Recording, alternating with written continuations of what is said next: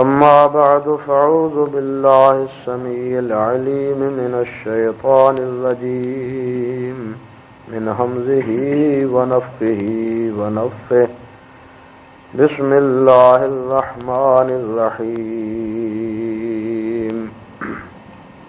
عن عبد الله بن عباس رضي الله تعالى عنهما قال كنت خلف النبي صلى الله عليه وسلم يوما فقال يا غلام إني أعلمك كلمات احفظ الله يحفظك احفظ الله تجده تجاهك تعرف إلى الله في الرخاء يعرفك في الشدة وَإِذَا سَأَلْتَ فَاسْأَلِ اللَّهَ وَإِذَا اسْتَعَنْتَ فَاسْتَعِنْ بِاللَّهِ وَاعْلَمْ أَنَّ الْأُمَّةَ لَوْ اجْتَمَعَتْ عَلَى أَنْ يَنْفَعُوكَ بِشَيْءٍ لَمْ يَنْفَعُوكَ إِلَّا بِشَيْءٍ قَدْ كَتَبَهُ اللَّهُ لَكَ وَإِنِ اجْتَمَعُوا عَلَى أَنْ يَضُرُّوكَ بِشَيْءٍ لَمْ يَضُرُّوكَ بِشَيْءٍ قَدْ كَتَبَهُ اللَّهُ عَلَيْكَ رُفِعَتِ الْأَقْلَامُ وَجَفَّتِ الصُّحُفُ۔ محترم بھائیو بزرگو، حضرت عبداللہ بن عباس رضی اللہ تعالی عنہ کے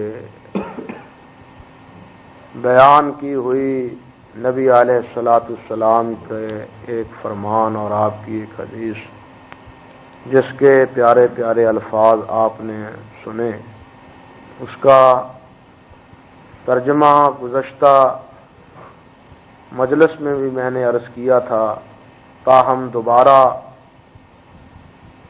اس کا ترجمہ ذکر کیے دیتا ہوں تاکہ اس روایت کو کم از کم الفاظ کی حد تک محفوظ کرنا، الفاظ نہیں تو مطالب کی حد تک، ترجمے اور مفہوم کی حد تک، تو اس کا کوئی خاکہ ہمارے ذہن میں باقی رہے۔ فرمایا کہ نبی علیہ الصلوۃ والسلام کے پیچھے میں ایک روز بیٹھا ہوا تھا سواری پہ، تو آپ نے ارشاد فرمایا کہ اے بچے، میں تمہیں چند کلمات سکھاتا ہوں، چند کلمات کی تعلیم دیتا ہوں۔ وہ کلمات یہ ہیں کہ اللہ کے دین کی حفاظت کرو، اللہ تمہاری حفاظت کرے گا۔ اللہ کے دین کے محافظ بن جاؤ، اللہ ذوالجلال والاکرام کو تم اپنے سامنے پاؤ گے اپنی مدد میں۔ اللہ سبحانہ و تعالی کو آسائش اور آرام اور آسانی کے مواقع میں اور اوقات میں یاد رکھو، تمہاری شدت اور پریشانی میں اللہ تمہیں یاد رکھیں گے۔ بچے، جس وقت بھی سوال کرنا ہو تو اللہ سے سوال کرو، جب مدد کی ضرورت پڑے تو اللہ سے مدد مانگو۔ فرمایا وَاعْلَمْ أَنَّ الْأُمَّةَ لَوْ اجْتَمَعَتْ عَلَىٰ أَنْ يَنْفَعُوكَ بِشَيْءٍ، یہ بات پلے باندھ لو، خوب یاد کر لو کہ اگر پوری امت، پوری مخلوق، پوری انسانیت مل کے بھی تمہیں کوئی فائدہ پہنچانا چاہے، جب تک اللہ سبحانہ و تعالی کے اس تقدیر کی کتاب میں تمہیں فائدہ پہنچانا اور فائدہ ملنا لکھا ہوا نہیں ہوگا، تو یہ سارے مل کے بھی تمہیں فائدہ نہیں دے سکے۔ فرمایا اسی طرح اگر یہ سارے کے سارے مل کے تمہارا کوئی نقصان کرنا چاہیں، اللہ سبحانہ و تعالی نے تمہارے مقدر میں نقصان نہیں لکھا ہوگا، تو یہ سارے مل کے بھی تمہارا بال بنگا نہیں کر سکتے، تمہارا نقصان نہیں کر سکتے۔ فرمایا اے غلام، جو اللہ نے لکھنا تھا وہ لکھ دیا، لکھ کے قلم کو اللہ ذوالجلال نے اوراق سے اٹھا دیا، اور ورقوں پہ جو لکھا ہوا تھا وہ خشک ہو چکا، اب اس میں کسی قسم کی تبدیلی نہیں ہو پائے گی۔ یہ ہے وہ پیارا فرمان نبی علیہ الصلوۃ والسلام کا جو آپ نے حضرت عبداللہ بن عباس رضی اللہ تعالی عنہ کو فرمایا کہ اس کو خوب محفوظ کر لو۔ آپ سن چکے ہیں کہ امام ابن جوزی رحمۃ اللہ علیہ نے اسی روایت کے حوالے سے یہ بات بھی ارشاد فرمائی کہ جب میں نے یہ روایت پڑھی تو میرے جسم پہ ایک کپ کپی، اللہ کی ایک دہشت، اللہ کا ایک روب طاری ہو گیا، اور میں نے کہا کہ وہ لوگ بہت ہی کم عقل ہیں، بے علم، بہت ہی کم عقل ہیں جو نبی علیہ الصلوۃ والسلام کے اس فرمان سے واقف نہیں، وہ بہت سی محرومیوں کا شکار ہیں، بہت سی محرومیوں کا شکار ہیں جو نبی کریم صلی اللہ علیہ وسلم کے اس فرمان سے واقف نہیں۔ اس فرمان میں جو باتیں آپ نے ارشاد فرمائیں ان میں پہلا لفظ یا پہلا سبق یہ ہے جس کے حوالے سے کچھ ضروری تفصیل پچھلے سبق میں آپ سن چکے ہیں کہ یا غلام احفظ اللہ یحفظ کا، اے بچے اللہ کے دین کی حفاظت کرو، اللہ کے دین پہ پہرا دو، اللہ کے دین پہ پہرا دو، اس کی حفاظت کرو، اسے ضائع نہ ہونے دو۔ جو اللہ ذوالجلال نے حدود مقرر کی ہیں، جو اللہ ذوالجلال نے احکام بتلائے ہیں، جن کاموں کے کرنے کا اللہ ذوالجلال نے حکم فرمایا ہے اور جن جن کاموں سے اللہ پاک نے روکا ہے اس کی پابندی کرو، ان سے رک جاؤ، جن کا حکم دیا ہے وہ کرو اور جن سے روکا ہے ان سے رک جاؤ۔ اللہ سبحانہ و تعالیٰ کی یہی پوری کتاب، نبی علیہ الصلوۃ والسلام کے زندگی کے سارے ارشادات، وہ ہمارا دین ہے، وہ اسلام ہے۔ گویا نبی علیہ السلام نے 3 لفظوں میں احفظ اللہ یحفظ، اللہ کے دین کی حفاظت کرو، جو کچھ اللہ اور اللہ کے رسول علیہ الصلوۃ والسلام نے گویا فرمایا ہے اس کی پابندی اختیار کرو، اللہ تمہارا نگہبان، اللہ تمہارا محافظ، اللہ تمہاری حفاظت کرنے والا ہو۔ دین تو سارے کا سارا ہے، لیکن بعض باتیں، بعض مسائل بڑے اہتمام سے اللہ سبحانہ و تعالیٰ نے ان کے بارے میں یہ بات ارشاد فرمائی کہ ان کی حفاظت کرو، ان چیزوں کی حفاظت کرو، یہ میری حدیں ہیں، ان حدوں سے تجاوز نہ کرو، یہ میری رکھ ہے، وہ ہماری پنجابی ہے، یہ ہماری رکھ ہے، اس رکھ میں داخل ہونے کی کوشش نہ کرو، یہ میری چراگاہ ہے، اس چراغاہ میں منہ مارنے کی جسارت نہ کرو، پابندی کرو ان چیزوں کی جن کے کرنے کا میں نے حکم دیا ہے، جن سے روکا ہے ان سے رک جاؤ۔ یعنی بعض باتیں ہیں کہ بطور خاص اللہ سبحانہ و تعالیٰ نے فرمایا کہ ان کی حفاظت کرو۔ آپ سن چکے ہیں کہ انہی میں ایک نماز بھی تھی جس کے بارے میں اللہ سبحانہ و تعالیٰ نے فرمایا حافظوا علی الصلوات والصلاۃ الوسطی وقوموا للہ قانتین، نمازوں کی حفاظت کرو۔ نمازوں کی تو سب نمازوں کی حفاظت کرنی چاہیے، 5 نمازوں کی، لیکن والصلاۃ الوسطی، خاص کر کے درمیانی نماز، خاص کر کے درمیانی نماز، یہ صلاۃ وسطی عصر کی نماز۔ صحابہ فرماتے ہیں غزوہ خندق کے موقع پہ جب کفار نے چاروں طرف گھیر رکھا تھا اور خندق کے اوپر دباؤ ڈالا ہوا تھا کہ کسی نہ کسی طریقے پہ ہم خندق عبور کر جائیں، اور خندق عبور کر کے براہ راست نبی صلی اللہ علیہ وسلم اور آپ کے ساتھیوں کے ساتھ مقاتلہ کریں اور ان کا جو ہے نا کلا کما کر کے ہم مدینہ طیبہ کی اینٹ سے اینٹ بجا دیں، یعنی پورا دباؤ پوری قوت سے کہ کسی نہ کسی طریقے سے خندق عبور ہو جائے۔ مگر نبی علیہ الصلوۃ والسلام نے صحابہ کرام کو حکم دیا کہ متوجہ رہنا، کہیں یہ اپنے منصوبے میں کامران نہ ہو جائیں۔ اسی تگو دو میں اور اسی محنت میں نبی علیہ الصلوۃ والسلام کی عصر کی نماز رہ گئی تھی۔ آپ نے ارشاد فرمایا ملا اللہ قبورہم وبیوتہم، اللہ ان کے گھروں اور ان کی قبروں کو آگ سے بھر دے، ان ظالموں نے ہمیں اتنا پریشان کر رکھا کہ ہماری عصر کی نماز ضائع ہو گئی، صلاۃ وسطی ضائع ہو گئی۔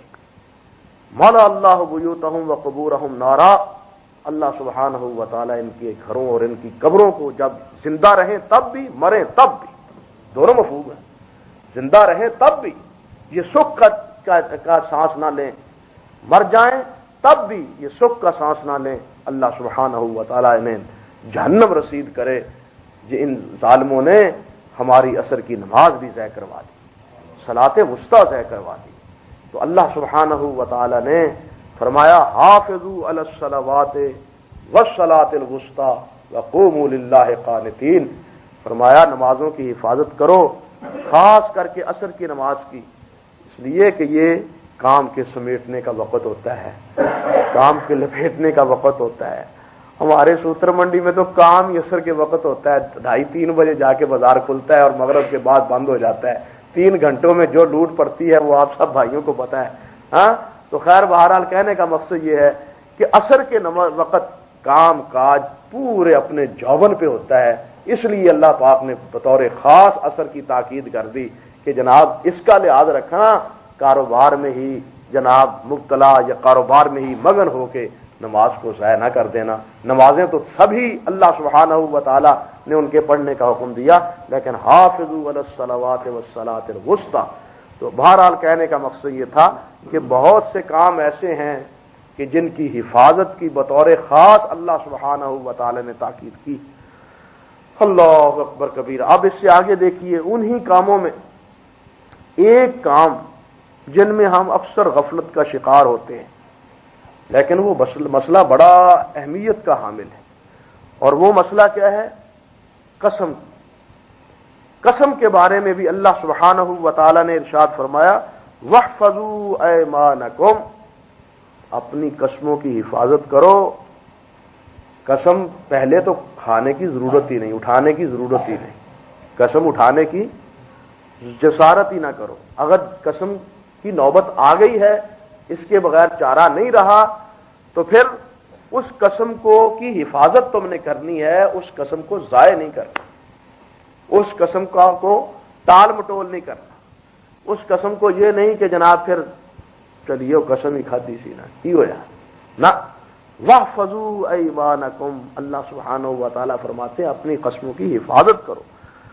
اللہ اکبر۔ ایک جگہ اللہ سبحانہ و تعالیٰ فرماتے ہیں وَأَوْفُوا بِعَهْدِ اللَّهِ إِذَا عَاهَدتُّمْ وَلَا تَنقُضُوا الْأَيْمَانَ بَعْدَ تَوْكِيدِهَا قَدْ جَعَلْتُمُ اللَّهَ عَلَيْكُمْ كَفِيلًا إِنَّ اللَّهَ يَعْلَمُ مَا تَفْعَلُونَ۔ فرمایا کہ جو اللہ سبحانہ و تعالیٰ سے وعدہ کرو وہ وعدہ پورا کرو، اور جو قسم ولا تنقضوا الایمان بعد توکیدها، قسم اٹھانے کے بعد قسموں کو مت توڑو، اس کی خلاف ورزی نہ کرو۔ فرمایا قد جعلتم اللہ علیکم کفیلا، تم نے اپنی قسموں پہ اللہ کو گواہ بنا لیا ہے، تم نے اپنی قسموں پہ اللہ کو گویا گواہ بنا لیا ہے۔ یاد رکھو ان اللہ یعلم ما تفعلون، جو کچھ تم کرتے ہو اللہ ذوالجلال خوب جانتے ہیں۔ اس لیے جس معاملے میں تم نے اللہ کو گواہ بنایا ہے اور اللہ کا نام لے کے قسم کھائی ہے، فرمایا اس کو ضائع مت کرو، اس کی نگہداشت کرو، اس کی حفاظت کرو۔ اب اس قسم کی خلاف ورزی نہیں ہونی چاہیے۔ اللہ اکبر کبیرہ۔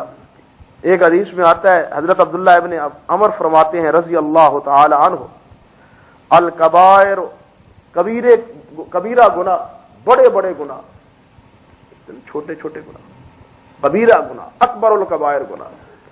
نبی علیہ الصلوۃ والسلام نے فرمایا الکبائر والاشراک باللہ، کبائر بڑے گناہ میں سے سب سے بڑا گناہ اللہ ذوالجلال کے ساتھ شریک کرنا ہے، اللہ کے ساتھ کسی اور کو شریک بنانا ہے۔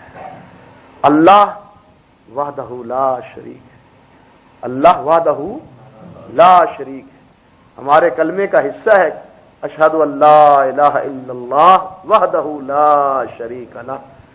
لبیک کا حصہ ہے جب رب کے دربار میں بھی حاضر ہو جاتے ہیں، رب کے گھر میں، تو کہتے ہیں لبیک اللہم لبیک لبیک لا شریک لک لبیک۔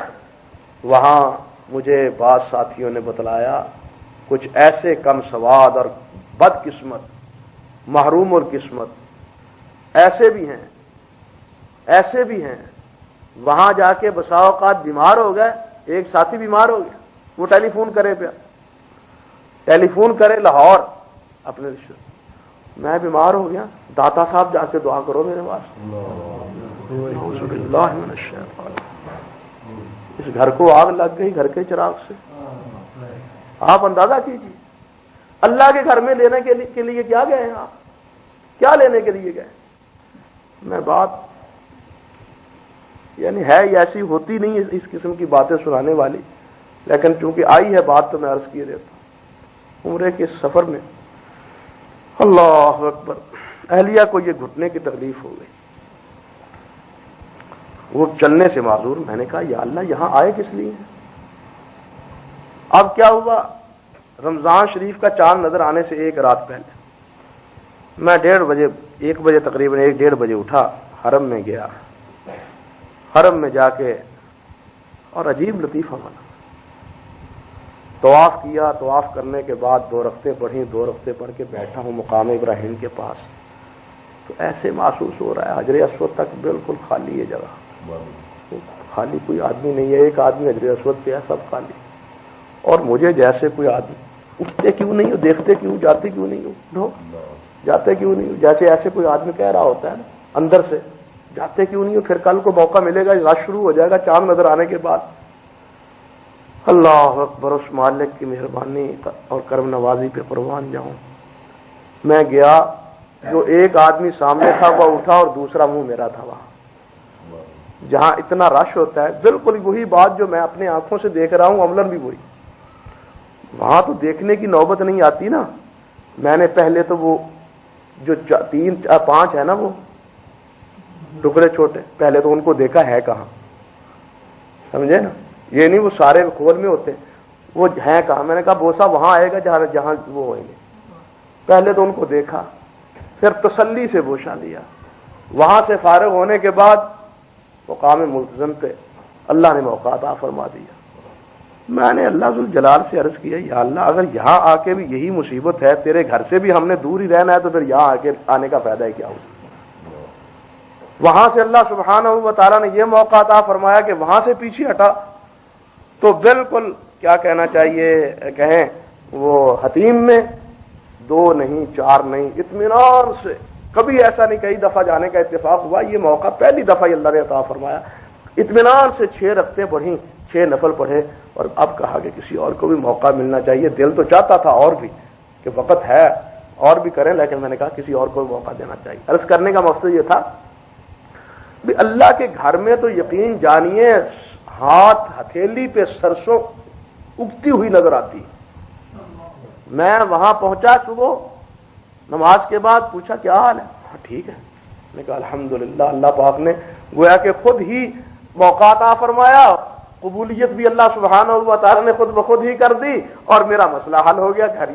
لیکن وہ بھی تو ہے نا، وہاں جانے کے بعد بھی دعا کرے ہو، داتا صاحب جا کے بیمار ہو گئے، انا للہ و انا الیہ راجعون۔ یعنی اللہ پہلا سب سے اکبر القبائر الاشراک باللہ، اللہ کے ساتھ شرک تھا۔ وہاں اللہ کے گھر میں پہنچ کے کہتا تو یہ ہے لبیک اللہم لبیک لبیک لا شریک لک لبیک، لیکن اللہ بھول جاتا ہے، غیر پھر یاد رہتے ہیں۔ اللہ کے بندے یہاں یاد رہتے، اللہ وہاں بھول جاتا ہے، انا للہ و انا الیہ راجعون۔ اللہ بھول جاتا ہے، اللہ کے بندے یاد رہتے ہیں، جو بندے ہیں جن کو خود اللہ کے دربار سے ملا ہے وہ یاد رہتے ہیں، اللہ بھول جاتا ہے۔ بتلائیے لا شریک لک لبیک کہنے کا فائدہ کیا ہوا؟ بھائی یہ جملہ کہنے کا کیا فائدہ ہوا؟ تو اس لیے سب سے پہلا شرک اکبر القبائر، جس کی سوائے شرک چھوڑنے کے اور کوئی معافی کی راہ اور سبیل ہی نہیں، جس کے بارے میں رب ذوالجلال والاکرام نے 2 ٹوک الفاظ میں فرمایا من یشرک باللہ فقد حرم اللہ علیہ الجنہ، میں نے تم پہ دنیا میں یہ اور یہ اور یہ چیزیں حرام قرار دی ہیں، اور مشرکین پہ میں نے جنت کو حرام قرار دے دیا۔ اب کیا ہوگا؟ من یشرک باللہ فقد حرم اللہ علیہ الجنہ، کہاں جائے گا، کہاں بھٹکا پھرے گا؟ ومأواہ النار، جہنم میں جائے گا، جہنم کا ایندھن بنے گا۔ یا اللہ وہاں سے نکالا بھی جائے گا، کوئی مددگار پہنچے گا، کوئی سفارشی پہنچے گا، کسی کی شفاعت سے نکل آئے گا وہاں سے یہ مشرک؟ فرمایا وما للظالمین من انصار، ان ظالموں کا کوئی مددگار بھی نہیں ہوگا، کوئی مددگار پہنچ ہی نہیں سکے گا وہاں، اور نہ اللہ ذوالجلال کو جسارت کرے گا یہ بات کہنے کی کہ یا اللہ اس کو بھی معافی دے دے۔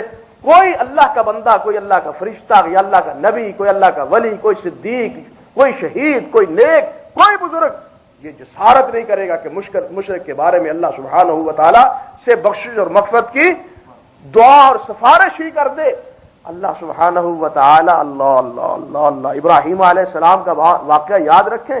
ابراہیم علیہ السلام نے دعا کی رب لا تخزنی یوم یبعثون، اللہ قیامت کے دن ابراہیم کو ذلیل نہ کرنا، ابراہیم کو اللہ ذلیل نہ کرنا۔ دیکھا کہ ابراہیم نے اپنی نگاہ کے سامنے اپنے باپ کو جہنم جاتے ہوئے تو رب ذوالجلال سے قیامت کے دن عرض کریں گے اللہ میں نے تو یہ دعا کی تھی، میں نے تو یہ دعا کی تھی، اس سے بڑی اور ذلت کیا ہے کہ ابراہیم جنت میں جائے اور ابراہیم کا باپ جہنم میں جائے۔ نبی علیہ الصلوۃ والسلام نے فرمایا ابراہیم کے باپ کو اللہ ذوالجلال خنزیر کی شکل دے دے گا، ابراہیم خنزیر کی شکل کو دیکھیں گے، باپ کی شکل کو ہی نہیں دیکھیں گے۔ یہ ہے انجام شرک کا، یہ ہے انجام شرک کا۔ اسی سے فرمایا کہ الاکبر القبائر الاشراک، اللہ شرک سے بچا، شرک سے محفوظ فرما۔ ایسے تو وما کان من المشرکین، وما ایک جگہ نہیں کئی جگہ پر وما کان، ابراہیم مشرک نہیں تھا، ابراہیم مشرک نہیں تھا، ابراہیم مشرک نہیں تھا، ابراہیم میرا بندہ تھا۔ اللہ ہمیں اپنا بندہ بنا دے۔ اللہ اکبر۔ الاشراک باللہ، اور دوسرا وحقوق الوالدین، والدین کی نافرمانی، والدین کو ستانا، والدین کی جناب کو تنگ کرنا، والدین کو ستانا، فرمایا یہ شرک سے دوسرے نمبر پہ بڑا گناہ ہے۔ نبی علیہ السلام نے فرمایا ہما جنتوں کا وہما ناروں کا، خدمت کر لو جنت جاؤ گے، تنگ کر لو جہنم کا ایندھن بنو گے۔ حقوق الوالدین، والدین کی نافرمانی کرنا، وقتل النفس، اور تیسری چیز فرمایا کسی جان کو قتل کرنا۔ من یقتل مؤمنا متعمدا فجزاؤہ جہنم، جو مسلمان کو جان بوجھ کے قتل کرتا ہے اس کی سزا کیا ہے؟ جہنم ہے۔ چوتھے نمبر پہ فرمایا والیمین الغموس، یمین غموس یہ کبیرہ گناہ ہے، جھوٹی قسم۔ صحابی فرماتے ہیں، ابن عمر فرماتے ہیں قل تو یا رسول اللہ ما یمین الغموس، یہ یمین غموس کیا ہے اللہ کے رسول علیہ الصلوۃ والسلام؟ قال التي تقطع مال امرئ مسلم وهو فيها كاذب، فرمایا یمین غموس یہ ہے کہ قسم اٹھا کے اپنا مال فروخت کرے، اپنا مال بیچے، جھوٹ بول کے مال کی صفائی دے، جھوٹ بول کے مال کی قیمت بتلائے، نہ وہ مال کی قیمت درست ہو نہ وہ مال درست ہو، یہ یمین غموس ہے اور کبیرہ گناہ ہے۔ یہ مال ایسا فروخت جھوٹ بول کے، جھوٹی قسم اٹھا کے، اللہ کی قسم میں نے یہ اتنے کا خریدا، اللہ کی قسم میں اتنے کا مجھے پڑتا ہے، اللہ کی قسم 8 آنے روپیہ تم سے نفع لے رہا ہوں، اللہ کی قسم یہ کھری چیز ہے۔ سادہ لو خریدار کو تو معلوم نہیں نا یہ کھری ہے یا کھوٹی ہے، وہ تو اس کی قسم پہ ادھار کھا بیٹھے گا، مار کھا بیٹھے گا۔ اب وہ لے کے گھر جائے گا، کوئی دیکھے گا تو کہے گا کہاں فرض کیا تھا، کس بے ایمان کے بعد۔ اس لیے فرمایا یہ قسم جھوٹی اور مال فروخت کرنا جھوٹی قسم سے، فرمایا یہ کیا ہے؟ کبیرہ گناہ ہے۔ ایک حدیث میں آتا ہے، اللہ اکبر، حضرت ابو ذر غفاری رضی اللہ تعالیٰ عنہ سے صحیح مسلم میں روایت ہے، نبی علیہ الصلوۃ والسلام نے فرمایا ثلاثۃ لا یکلمہم اللہ ولا ینظر الیہم یوم القیامہ ولا یزکیہم ولہم عذاب علیم، فرمایا قیامت کے دن 3 بدنصیب ایسے ہوں گے، 3 بدنصیب ایسے ہوں گے، لا یکلمہم اللہ، اللہ ان سے کلام نہیں کریں گے، رحمت کی کلام نہیں کریں گے، شفقت کے ساتھ بات ان سے نہیں کریں گے، نکل جاؤ چلو، اخسؤوا فیہا ولا تکلمون، میرے ساتھ بات بھی نہ کر، چلو چلو نکلو میرے دربار سے۔ اللہ جھڑکی پڑ جائے گی اللہ کی طرف، نکلو میرے دربار سے، کیا لینے آئے ہو یہاں سے، دفع ہو جاؤ میری آنکھوں کے سامنے۔ اللہ اکبر، اللہ اس ذلت سے ہم سب کو بچا۔ لا یکلمہم اللہ ولا ینظر الیہم یوم القیامہ، نہ اللہ ذوالجلال دیکھیں گے، کلام کرنا تو کجا، دیکھیں گے بھی نہیں اللہ سبحانہ و تعالی کہ یہ کون مردود آیا ہے، کون مردود آیا، اللہ ذوالجلال دیکھیں گے بھی نہیں اس کی طرف۔ ولا یزکیہم، اور نہ ہی اللہ ذوالجلال اس کا پلہ صاف کریں گے، نہ ہی اللہ ذوالجلال ان کا پلہ، اس کا معاملہ صاف کریں گے، اس کو معاف کریں گے۔ وَلَهُمْ عَذَابٌ عَلِيمٌ، بلکہ ان کے لیے دردناک اللہ نے عذاب تیار رکھا ہے۔ وہ کون؟ قُلْ تو قلت تو یا رسول اللہ من ہم، حضور وہ کون ہے بد نصیب؟ فرماتے خاسرو و خوابو، وہ برباد ہو گئے، ان کا وہ تو اجڑ گئے جن کے بارے میں آپ یہ فرما رہے ہیں کہ اللہ نہ ان کے دیکھے گا، نہ کلام کرے گا، نہ اللہ ان کا پلہ صاف کرے گا۔ اللہ کے نبی وہ تو برباد ہو گئے، تباہ ہو گئے، وہ کون ہے بد نصیب؟ فعاد رسول اللہ صلی اللہ علیہ وسلم 3 مرات، نبی علیہ الصلوۃ والسلام نے یہی فرمان 3 بار دہرایا، 3 بار یہی ارشاد فرمایا، اور اس کے بعد فرمایا المسبل والمنفق صلاته بالحلف القاذب والمنان، فرمایا وہ آدمی جو گھٹنوں سے، جو اپنے ٹخنوں سے چادر نیچے رکھتا ہے، جو ٹخنوں سے چادر نیچے رکھتا ہے، فرمایا والمنفق صلاته بالحلف القاذب، جو اپنا سامان جھوٹی قسم کھا کھا کے بیچتا ہے، والمنان، فرمایا جو چغل خوری کرتا ہے۔ یہ 3 بد نصیب ایسے ہیں کہ اللہ ذوالجلال ان کی طرف نظر رحمت سے بھی نہیں دیکھے گا، معاف بھی نہیں کرے گا، جہنم میں پھینک دے گا ان بد نصیبوں کو۔ اندازہ کیجئے ان 3 جرموں میں ایک جرم کون سا ہے؟ یہی والمنفق صلاته بالحلف القاسم، یہ وہی ہے جس کو اکبر القبائر میں نبی علیہ الصلوۃ والسلام نے ان الفاظ سے تعبیر فرمایا والیمین الغموس، جھوٹی قسم، مال بیچنے کے لیے، زمین فروخت کرنے کے لیے، سودا کرنے کے لیے، چیزیں بیچنے کے لیے۔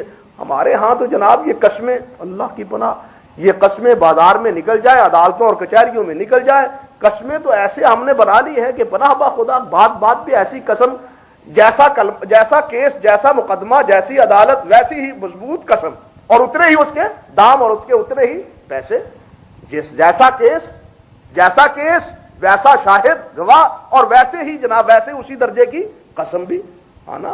اگر قتل کا ہو تو پھر قسم بھی تو ایسے حزم و احتیاط سے دینی پڑے گی نا جی، تبھی تو کوئی عدالت اور جج جو ہے وہ اس کو تسلیم کرے گا، ورنہ ایسی آئی گواہی قسم اٹھائے گا تو کون اس کا اعتبار کرے گا؟ تو بھائیو، قسم کے بارے میں اللہ ذوالجلال والاکرام نے فرمایا کہ ان قسموں کی حفاظت کرو، مت غلط قسم اٹھاؤ، میرا نام لے کے مت لوگوں کو دھوکہ دو، میرا نام لے کے مت لوگوں کو کے ساتھ اس قسم کا کاروبار غلط کرو۔ ایک حدیث میں آتا ہے، عبداللہ ابن مسعود رضی اللہ تعالیٰ عنہ سے مروی ہے، وہ سن لے، بہت سی باتیں ہیں۔ کیا فرمایا؟ من حلف علی یمین صبر یقتطع ما بمال امرئ مسلم لقی اللہ وهو علیہ غضبان فانزل اللہ تصدیق ذلک۔ نبی علیہ الصلوۃ والسلام تشریف فرما تھے، آپ نے مسئلہ بیان فرمایا کہ بھائیو مسئلہ سمجھ لو کہ من حلف علی یمین صبر یقتطع بمال امرئ مسلم، جو جھوٹی قسم کھا کے اپنے مسلمان بھائی کا مال ہڑپ کرتا ہے، جھوٹی قسم کھا کے اپنے بھائی کا مال ہضم کرتا ہے، ہڑپ کرتا ہے، لقی اللہ وهو علیہ غضبان، اللہ کے سامنے پیش ہوگا، اللہ ذوالجلال اس پہ ناراض ہوں گے، اللہ ذوالجلال اس پہ ناراض ہوں گے۔ اور پھر اس کے بعد تصدیقاً نبی علیہ الصلوۃ والسلام نے قرآن مجید کی یہ آیت پڑھی، کون سی؟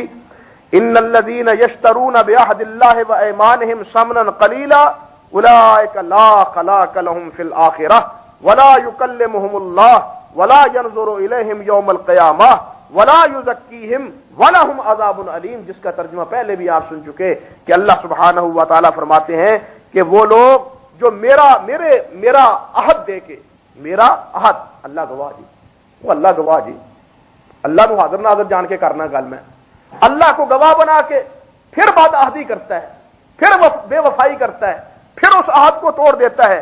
اور فرمایا اسی طرح وہ آدمی، اللہ اکبر، جو اس طرح، اور کس کے لیے؟ ثمنا قلیلا، تھوڑے سے پیسے، چند ٹکوں کے عوض، چند پیسوں کے عوض، مال و دولت۔ بھائی دنیا تو آخرت کے مقابلے میں ہے ہی قلیل نہ، ہے ہی تھوڑی، دنیا تو آخرت اور جنت کے مقابلے میں اس کی حیثیت ہی کیا ہے؟ اس دنیا مردار کی اس کی حیثیت ہی کیا ہے؟ پوری دنیا کی بھی کوئی حیثیت نہیں چل جائے کہ جناب 1 لاکھ یا 2 لاکھ یا 5 لاکھ ہو، پوری دنیا کی اللہ ذوالجلال کی نعمتوں کے مقابلے میں کوئی حیثیت نہیں ہے۔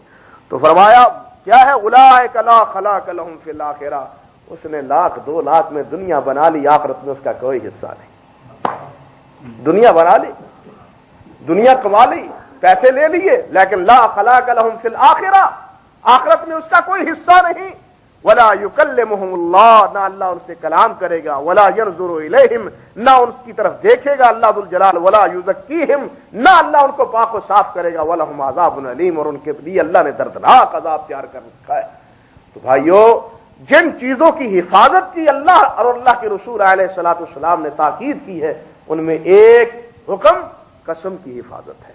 ہم جناب بات بات میں قسم، ایک تو ہے نا قسم لغو، قسم لغو جس کو ہم کہتے ہیں جناب بات لا واللہ، لا واللہ، سبحان اللہ واللہ، یہ ہے روٹین کہہ لیجئے یا عادت کہہ لیجئے، یہ قسم نہیں، اس کی خلاف ورزی یہ مقصود نہیں ہے، بلکہ قسم وہ مطلوب ہے جس طرح قرآن نے خود فرمایا لا یؤاخذکم اللہ باللغو فی ایمانکم، تمہاری لغو قسموں پہ اللہ مواخذہ نہیں کرتا.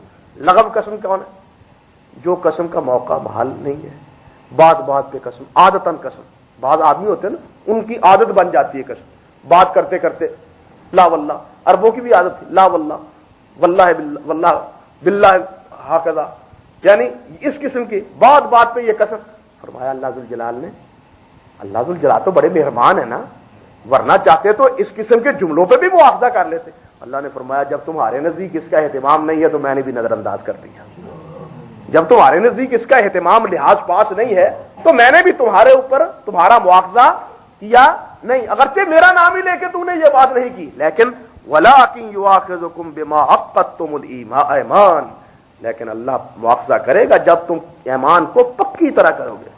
دو آدمیوں کے ساتھ بیٹھ کے، دو آدمیوں کے سامنے میں اس بات کا جناب اللہ کی قسم لیتا ہوں، چلیے اللہ کے گھر میں اللہ کے قرآن کو ہاتھ میں لے کے چند ساتھیوں کے ساتھ کھڑے ہو کے، یعنی اس اہتمام سے جو قسم کھاتا ہے پھر اس کی مخالفت کرتا ہے، اللہ نے فرمایا وہ اس کی مخالفت کرتا ہے تو میں اس کو معاف نہیں کروں گا، وہ ضرور سزا بھگتے گا، وہ سزا میں آئے گا. اسی کے بارے میں فرمایا ولا یزکیہم ولہم عذاب علیم.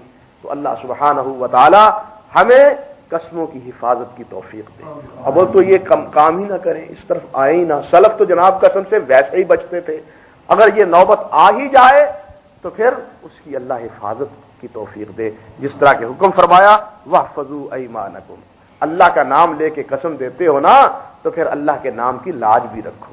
اللہ نے فرمایا ہے نا جس طرح آپ سن چکے ہیں ولا تنقضوا الايمان بعد توکیدها وقد جعلتم علیکم قد جعلتم اللہ علیکم کفیلا.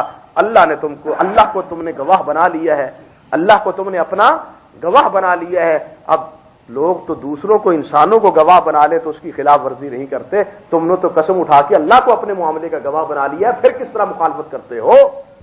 اب مخالفت کرو گے تو اللہ ذوالجلال کے ہاں پکڑے جاؤ گے. اللہ سبحانہ و تعالی ہمیں معاف فرمائے. اللہ اپنے دین کے اور احکام کے مطابق ہمیں تمام معاملات